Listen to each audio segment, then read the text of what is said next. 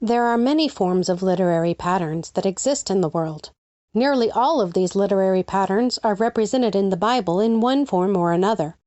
But for the sake of this project, we will be focusing on two types of literary patterns, the chiasm and the parallel. Let's take a look at the parallel first and examine the chiasm in the next video. In a parallel literary pattern, the author will make a statement for the reader, and then in the next section will repeat the same idea that was just stated using different words. These sections are split out to create pericopes, or a selection of text, that can be built into a pattern. To find out more about pericopes, go back and watch the last video where we talked about it in depth. The parallelism form of pattern is designed to highlight a thought and to expand the realm of understanding that is contained in the first statement by forcing the reader to consider the same thought again using different vocabulary. At times, the parallel is a synchronous parallel, in which the parallel simply repeats the same idea in two different ways. Other times, the parallel is a contrast parallel, in which the first and second lines are opposed to each other.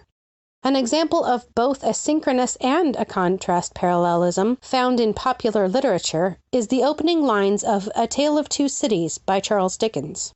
It was the best of times, it was the worst of times. It was the age of wisdom, it was the age of foolishness. It was the epoch of belief. It was the epoch of incredulity. It was the season of light, it was the season of darkness. It was the spring of hope, it was the winter of despair. In this opening, Dickens contrasts ideas off of each other using parallelism.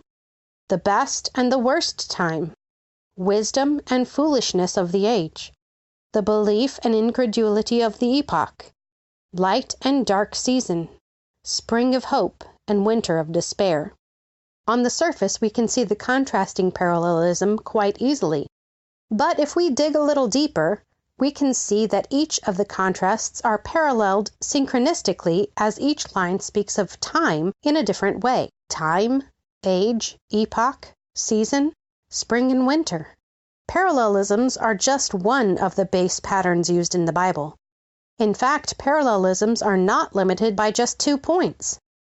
In Genesis 1, we find one of the most widely recognized parallelisms in any literature, and in this parallelism there are 6 pericopes and 3 points in play. For the first 3 days of creation, spaces are created according to function. Day 1, light. Day 2, waters above and below.